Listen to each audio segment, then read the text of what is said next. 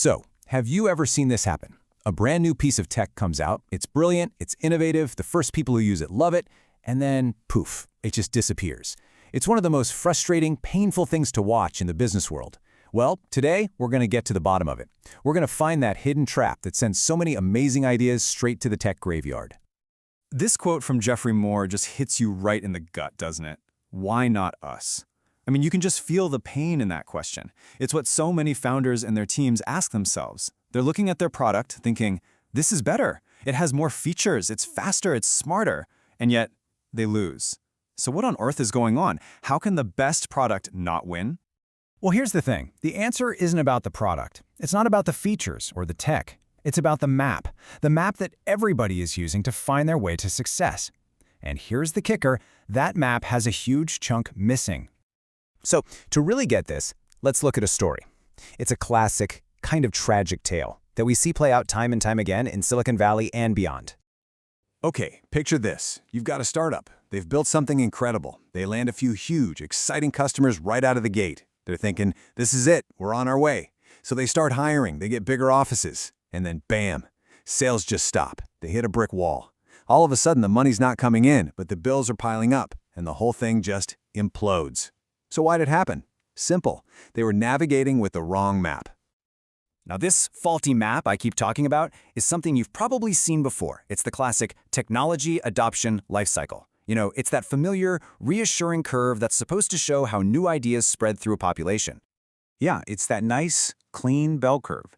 It starts on the left with the innovators, the real tech geeks, and the early adopters, the visionaries who see the future. Then it moves through the big chunk in the middle, the early and late majority. And finally, it ends with the laggards, the skeptics who are the last ones to get on board. And it looks so simple, like a relay race where each group just smoothly passes the baton to the next one. But right there, that's the trap. That smooth, seamless transition, it's a complete illusion. And believing in it is exactly what causes so many companies to fail. Because that map, that nice clean curve, is hiding a massive, gaping hole. So let's pull out the real map, the one that shows you the danger zone, the place where products go to die. Okay, so in the real world, it's not a smooth curve. There are little cracks, little gaps between all of these groups, right? It takes effort to convince one group to follow the last. But there's one gap that isn't a crack. It's a chasm, a huge, terrifying void. And that is the chasm. It's this massive divide between the early market, your innovators and early adopters, and the mainstream market, that big juicy part of the curve called the early majority.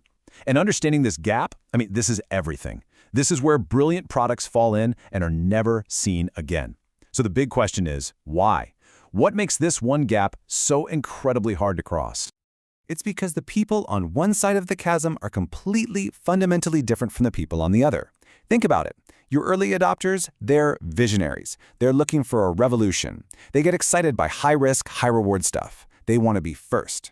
But the early majority, the people you need to win over to have a real business, they're pragmatists. They don't want a revolution. They want a safe, predictable improvement. They are risk-averse. They don't trust their gut. They trust what their friends in college are using.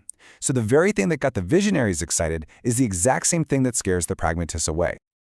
Okay, so if you can't just leap across this chasm, how in the world do you get to the other side? Well, you don't just run at it hoping for the best. You need a plan. A full-on invasion strategy, actually. And it's modeled after one of the biggest, most complex military operations ever. And this quote nails the strategy. You have to replicate D-Day. What does that mean? It means you don't try to take over the whole mainstream market at once. That would be like trying to invade the entire coast of Europe. It's impossible.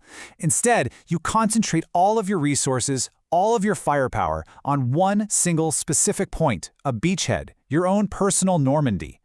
So the invasion plan breaks down into 4 really clear steps. Step 1, target a very specific, winnable niche market. This is your Normandy beach. Step 2, you build your invasion force, which we'll talk about in a second.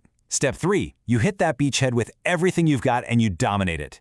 You become the undisputed king of that small hill. And step 4, only then, from that secure beachhead, do you start expanding into other nearby markets. It's like setting up a line of bowling pins and knocking them over one after another.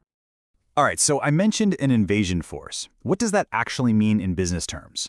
Well, it really boils down to 2 key things you have to get right. What's called the whole product and your positioning.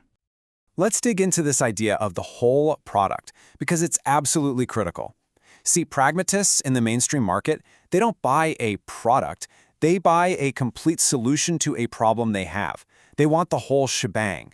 It's not just about what you've built, it's about everything they need to get the job done without any headaches. You, as the company, might be totally focused on what you've created. You know, your app, your device, your piece of software. That's the generic product. It's the core thing you sell. But what does the customer actually buy? They're buying way more than that. They're buying the support, the training, how it integrates with their other systems, all the little bits and pieces that make it work in their world. They are buying a complete anxiety-free solution. That's the whole product.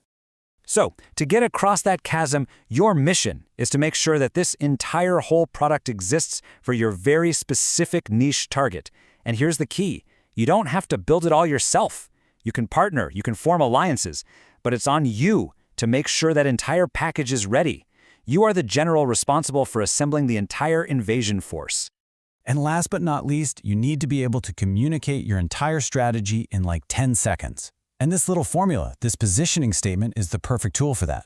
It's just 2 sentences, but it forces you to be razor sharp about who your customer is, what they're struggling with, how you're different, and why your whole product is the only real choice. It's like your elevator pitch on steroids.